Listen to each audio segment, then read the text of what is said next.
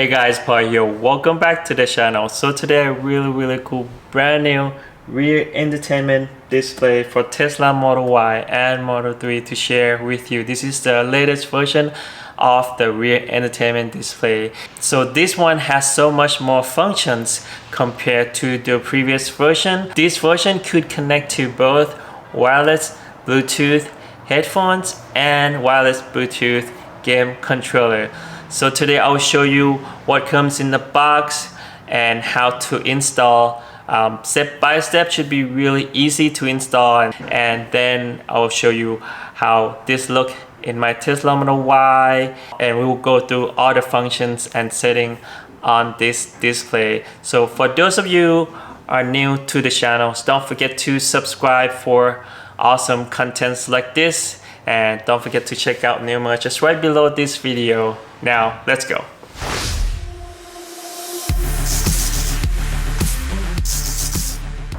As many of you may know or heard about the brand Spigen. That's right, Spigen offers really high quality and well designed phone cases and mobile devices accessories. But now Spigen also offers a really high quality and sleek design Tesla accessories like these premium Stuttgart performance foot pedals for Tesla Model 3 and Model Y. I know they are sponsoring this video, but boy, I have to be honest with you, these foot pedals quality are way above the rest of Tesla accessories brands that I have seen so far. I know now why they name it Stuttgart, because I can see Porsche's quality on these foot pedals, and they are really simple and easy to install. You basically just slide it in and screw it to lock it in place. No more troublesome installation, and the same goes for the rest of their Tesla accessories product line.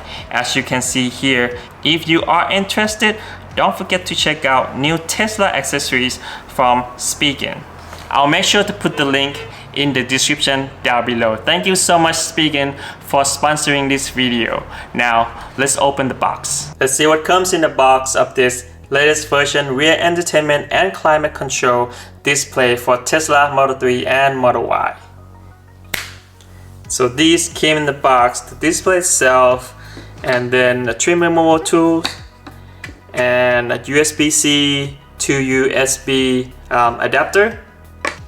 And this is the cap to cover the power plug for the two USB-C on the OEM Advent. I will show you later where this is gonna go. And this is the wire harness. So the wire harness itself comes in two different wires. So one set of wire will connect to the seat control on the front passenger seat. And this is the main wire harness that will connect from the rear OBD plug to the display. And this is an optional, so if you do not want the control of the front passenger seat, you don't have to install this wire harness. And the instruction manual. Let's take a closer look at the display itself. As you can see here, there are two USB-C. So this is fast charging port, and this is the data port. So you can plug in your USB drive to load the movies and music on the display. And this is the Advent. It's really small, but we will test that Advent in the moment, see if it will blow out the air enough for the rear passenger. Alright, we saw everything that came in the box. Now let's go and install the display in my Tesla Model Y. I got this latest version rear entertainment display from Henshaw or HAutoPart.com. Right now they are having a special spring sale, so if you are interested, you can use my special discount code that for extra 20% off. That's almost $100 discount. Now let's go and install this in my Tesla Model Y. Okay, first step, we have to remove rear passenger air vent first. So there's no screw attached to this. There are clips inside, so basically just grip on this part right here and then pull it just like that, gently. Don't pull it too hard, because here's the cable here and the plug that we have to remove. So this is a power plug and cable that power your two USB-C ports in the back here. Then you just need to remove these plug out. There's a little clip here, just pull it and then remove it. Okay, next step we have to remove that panel on the bottom right there. You might need a little bit of help with the trim removal tools. I got these from Amazon.com. Came in really handy with different projects. So I'll put the link in the description down below. Now let's remove that panel out. Okay, just use the trim removal tools. Plug it in, and again, there's are no screws here, just basically clips. And just use another one to help it there. So one is pop open. It's really easy to pop the whole thing out. There you go. Later we are going to access this MCU. This is the plug that connects to the main MCU in the front. Now let's connect the seat control for the front passenger seat first. If you don't want that seat control, you don't have to do this part of the installation, but I want to show you and demo how it would work. So you will need this wired set, the second one, the small one, to pass through the control right here. But you have to remove one of the screw right in the bottom of the seat, just one screw. Let me show you. So here's that screw right there. You will need a T20, just right here below the seat, just right that location. So easiest way to remove is to use a small wrench and a T20.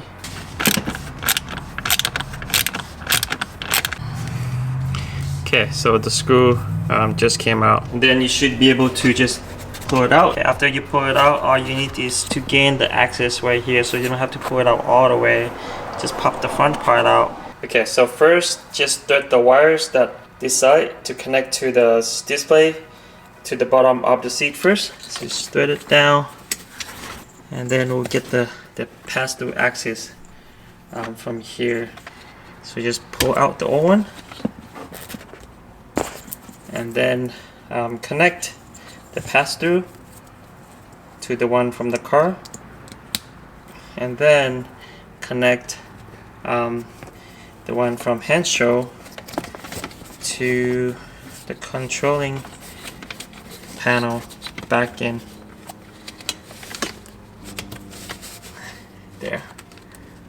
Just plug it in, that's it. And we just have to put this back and just screw them back.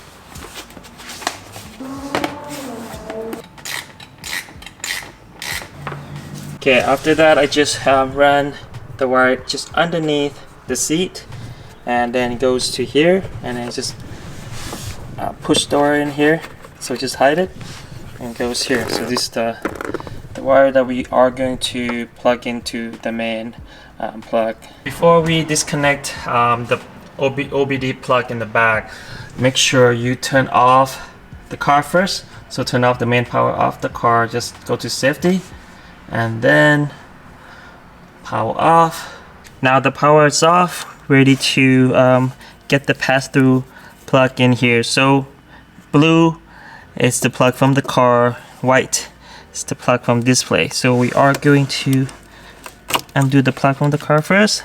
So get the male one from display back in here, and then connect the female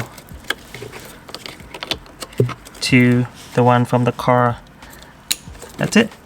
Really simple. Okay, now let's plug in that seat control to the main plug before we plug in the display. Here you can see it's all plugged in now. This is the main plug with the green tag on it. So I'll try to thread it up here and go up without removing this panel. If that works, then I don't have to remove the panel at all. Okay, let's try to thread it up. There you go. So I was able to just thread it up. Make sure you don't accidentally damage this connection here. So yeah, I did it without removing this panel at all. If you do have to remove it, it's really easy. 1, 2, and then just pull it out and you just remove it. But if you could just pull it up from the bottom, it's easier. Now let's close that down, manage the wire a little, and then we'll plug it in.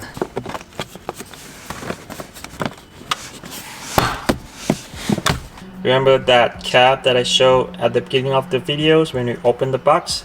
Now we just cap this off. This is the power cable that's power the two USB-C from the original vent. We don't need this anymore because we'll get power from here. So we're just gonna cap this one. Let's make sure there's no power or no danger to this. That's it. Before I install the new display, let me show you comparison real quick between the previous display and the new display, and also the OEM vent. As you can see, they're actually the same exact size, so this will not come out any bigger than the OEM, so you can still easily fold the seat down. So this is side by side between the previous version and the new version. The new version is a little bit bigger in the display, on the display itself, on the screen. The advent is smaller. We'll test that. This one a little bit bigger advent. The thing I like about the new display is the overall design. It looks really good, and looks almost like the one that we see on Model X and Model S refresh, the newest one, and also the functions that added to this over this display. Alright, now let's put this one in. Okay, since we don't need this anymore, we're just gonna push it back in here, and then just needs to connect the plug from the display to, this is the plug from the car connections right here. And then, so when you put it in, make sure there's no space on the bottom to hide the cable, so make sure you push the cable back in here as much as you could before you push this in, so nothing is getting in the way. Now you can just press it in, really simple. Pop, that's it, you're done. Really nice. Alright, let me turn it on, turn the car on and see what it looks like, and I'll show you the overall look of this display in my Model Y.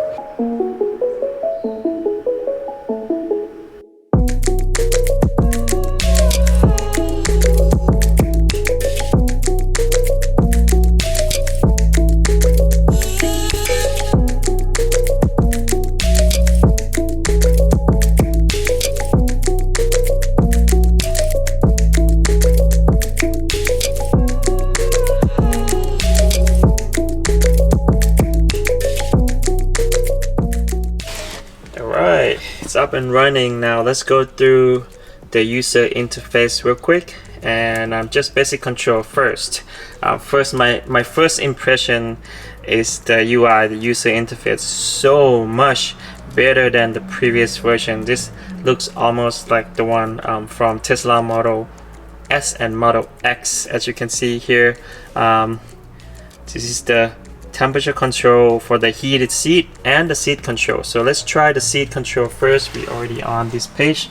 As you can see, I just pressed the seat on the front passenger seat here, and the seat will move forward and then backward. And it also controls the recliner right here. So the reclining function. Move back in. That's awesome. I love this function because some people don't like it.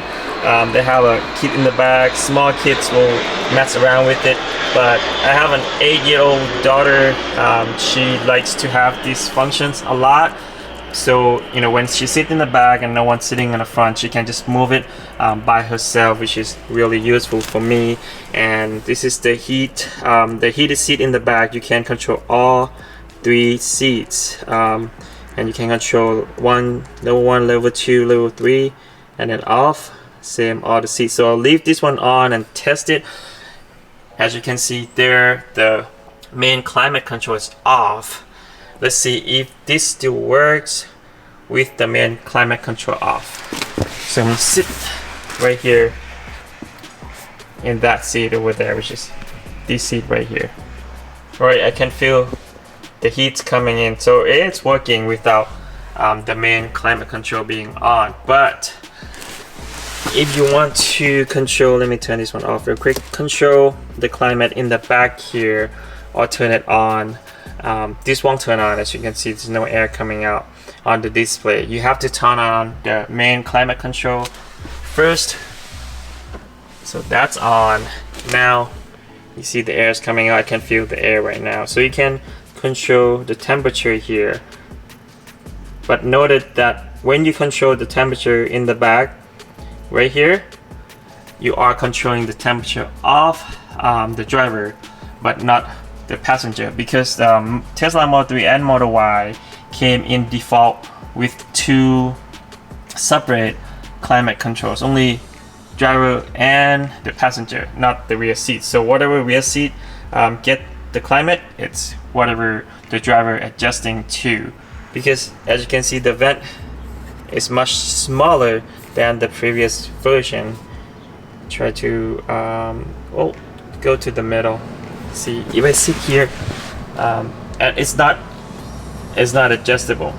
It's fixed to aim to the passenger on the left and passenger on the right. I adjust the air to about the middle. I can feel the air just fine. So even though the vent is smaller, but it still output the same amount of air.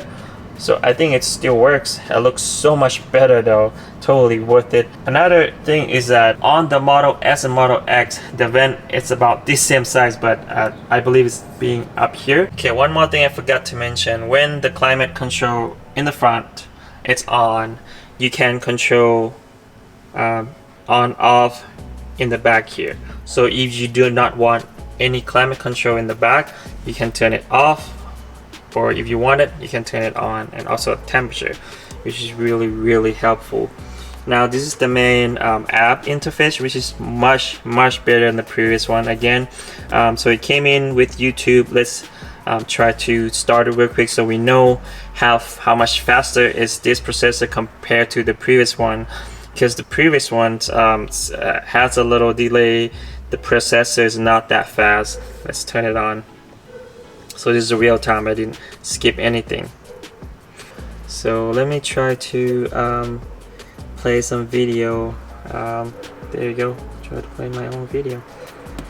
Oh, I connected the all-new, Bluetooth. all-electric 2023 Nissan Ariya is here. It changes all. As you can see, it loads really. Hey guys, how are you? Welcome back to the channel. So I recently installed the display or instrument cluster display on. It loads really fast, like so much faster than the previous one.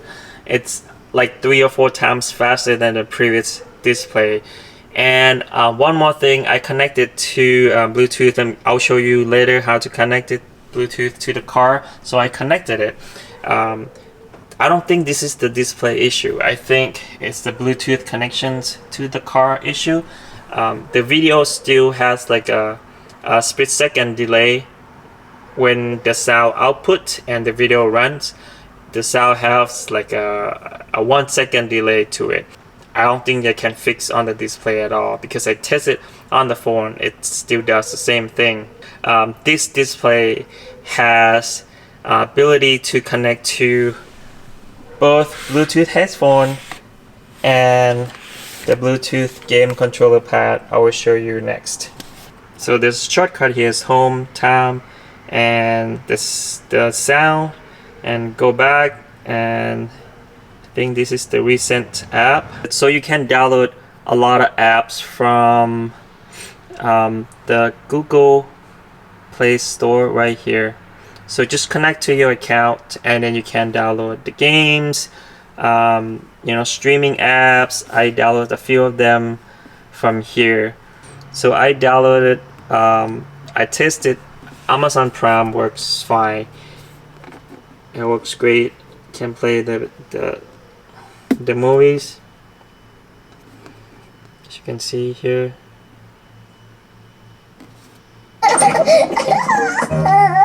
Pepper is showing George how to... See, it loads really fast. It loads so much faster than the previous display.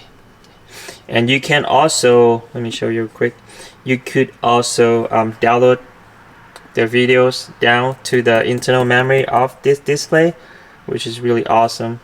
And I also download a couple apps from Handshow website, so you can download and then put it in here, which is Netflix. I tested Netflix.